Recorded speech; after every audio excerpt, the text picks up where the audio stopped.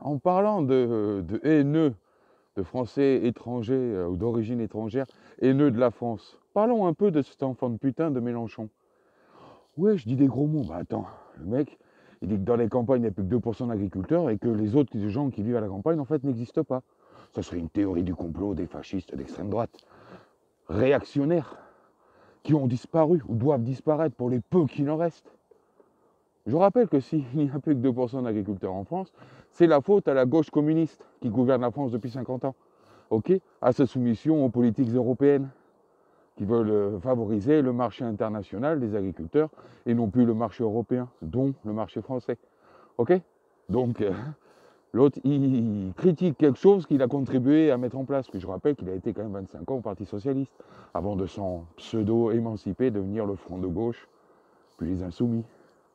Ok. Indigéniste, antisémite, antisioniste, etc. etc.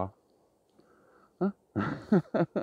Je rappellerai à cet enfant de putain qui prône le grand remplacement de l'ancienne France pour la nouvelle France issue de l'immigration, qu'elle soit comme lui, issue du Maroc, ou issue d'Algérie, ou issue de la Tunisie, c'est eux qui visent en premier, ou issue d'Afrique subsaharienne.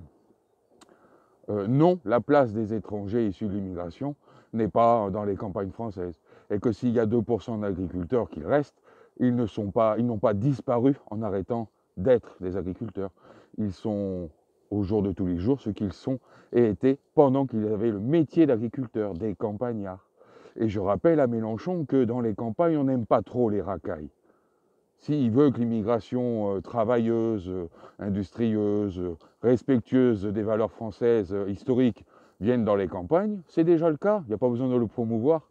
Dans mon petit village de 3000 habitants, c'est déjà le cas, on a déjà des Français issus de l'immigration qui sont travailleurs, qui foutent pas le bordel, qui ont des enfants, qui foutent pas le bordel, qui sont intégrés. C'est pas une histoire d'assimilation, c'est une histoire d'intégration.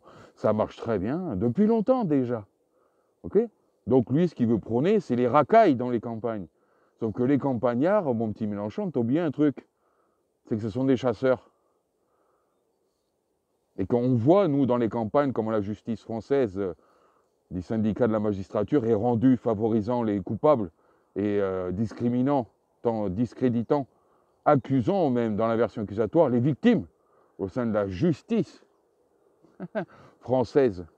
On le voit bien. Donc si les racailles viennent dans les campagnes pour venir s'y installer, elles seront accueillies à coups de fusil. Ça pourra aller du gros sel au petit plomb, voire aux cartouches de 12 ou de 16. Dans les campagnes, tout le monde est équipé.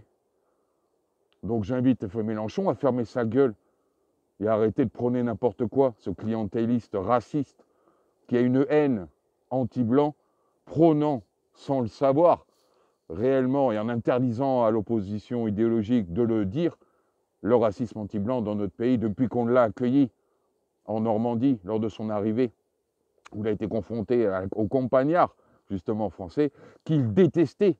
Je ne peux me sentir bien à côté d'un homme blanc d'1,80 m aux yeux bleus sans ressentir une indicible envie de vomir, disait-il, cet immonde salopard. Ok. Donc moi, je suis pour l'intégration des gens qui veulent le bien de mon pays, il n'y a pas de problème, historique ou non, je m'en fous. Tous ceux qui veulent du bien, qui veulent devenir français pour avoir une meilleure vie, être une plus-value pour la France, vous êtes les bienvenus. Les autres, rasez les murs et envoyez Mélenchon se faire pendre chez les Grecs. Hein, ou ailleurs, chez les Inuits ou les Pingouins, on s'en fout.